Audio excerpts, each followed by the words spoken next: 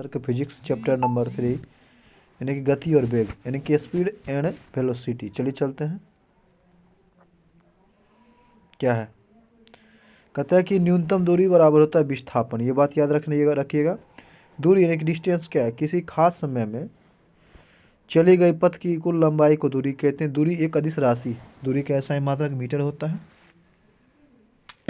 आगे है आपका विस्थापन, दूरी का ऐसा मात्रक मीटर है। विस्थापन क्या है, डिस्प्लेसमेंट। कहता है न्यूनतम दूरी को विस्थापन कहते हैं। विस्थापन सदिश राशि है, ठीक है। विस्थापन का ऐसा मात्रक मीटर होता है। दूरी और विस्थापन का अनुपात हमेशा एक से बड़ा या एक से बराबर होता है।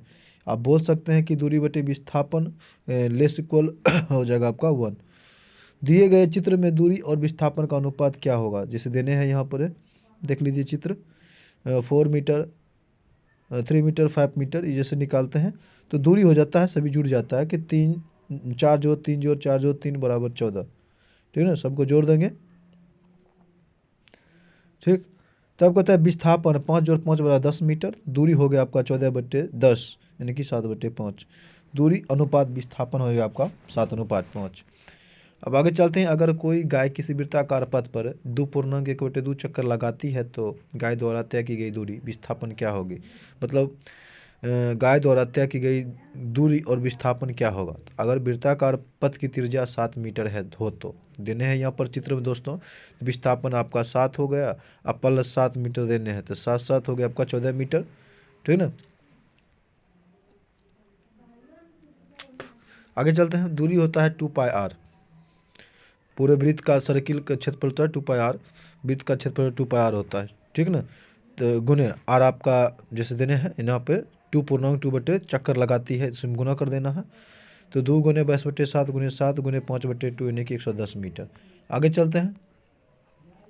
अगर किसी वस्तु को 5 मीटर की ऊंचाई तक फेंका जाता है और वह वस्तु पुनः जो है पूर्वावस्था में आ जाती है तो दूरी और विस्थापन का अनुपात क्या हो जाएगा। विस्थापन गया और चला जाए तो 0 हो जाएगा, यानी कि विस्थापन 0, दूरी हो गया जैसे 10 मीटर गया और आया तो 5 दूनी 10 मीटर हो गया। तो अब जन्म में करते हैं दूरी बट्टे विस्थापन 10/0 बराबर इन्फिनिटी हो जाएगा और या 10:0 हो जाएगा। चलिए, एक पिंड द्वारा 3 मीटर त्रिज्या तथा 144.51 मीटर परिधि वाले वृत्ताकार पथ पर एक चक्कर लगाता है तो दूरी और विस्थापन क्या हो जाएगा। देखिए यहाँ देने हैं फिगर में। पिंड द्वारा तय की गई दूरी हो जाएगा वृत्ताकार पथ की परिधि 144.51 मीटर। तो एक चक्कर लगाने के बाद जो है पिंड का विस्थापन बिंदु ए से बिंदु ए तक की दूरी 0 हो जाएगा। ए से गया फिर ए तक 0 हो जाएगा। अब आगे की दूरी तथा विस्थापन में अंतर क्या है। Difference between distance and displacement. कहता है कि दूरी केवल परिणाम को व्यक्त करता है, विस्थापन परिणाम में दिशा दोनों को व्यक्त करता है। दूरी सदैव धनात्मक या शून्य होती है, विस्थापन धनात्मक ऋणात्मक शून्य कुछ भी हो सकती है। दूरी जो है ना एक अदिश राशि है जबकि विस्थापन एक सदिश राशि है।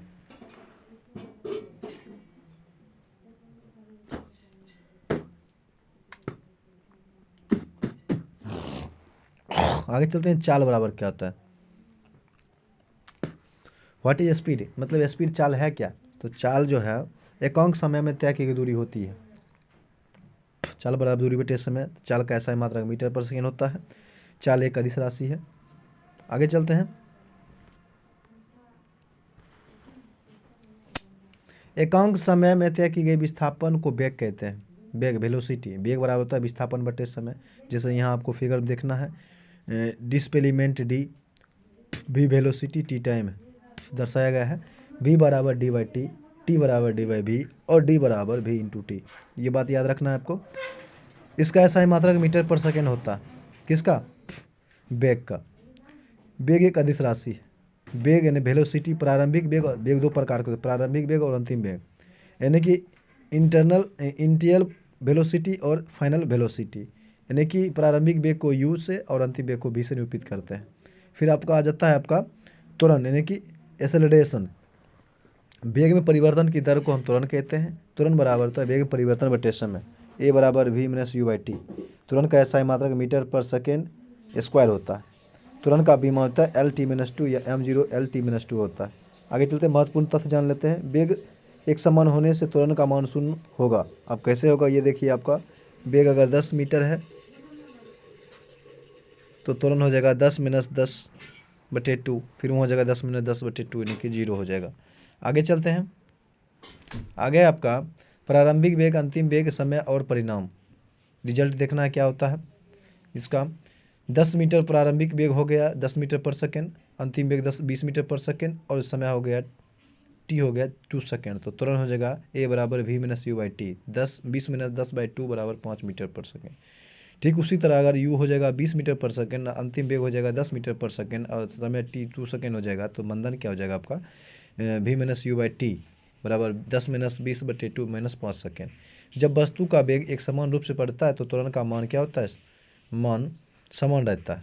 देख लीजिए यहाँ पर देने हैं 2 मीटर पर सेकेंड 2 सेकेंड, फिर 4 मीटर पर सेकेंड 2 सेकेंड और 6 मीटर पर सेकेंड। आपको निकालना है कि ए बराबर 4-2/2 1 मीटर पर सेकेंड स्क्वायर, और ए बराबर 6-4/2 ए मीटर पर सेकेंड स्क्वायर, यानी कि u लेस देन भी यानी कि त्वरण, और u ग्रेटर देन भी यानी कि मंदन।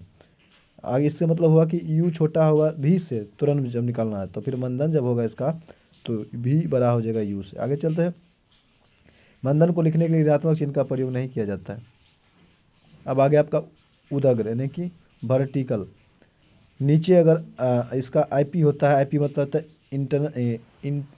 इनिटियल पॉइंट जो होता है प्रारंभिक बिंदु, आपका u 0 हो जाएगा तो आपका FP हो जाएगा यानी कि फाइनल पॉइंट जो हो जाएगा आपका v भी 0 हो जाएगा, ऊपर से नीचे की ओर चलते हैं।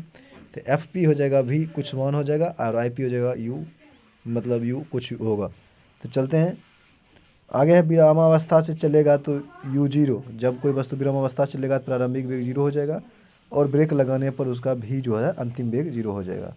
जैसे यहाँ देने हैं कि अगर किसी कार की प्रारंभिक चाल 72 किलोमीटर पर सेकेंड हो और 5 सेकेंड बाद ब्रेक लगा दिया जाता है, तो उस कार का मंदन क्या हो जाएगा।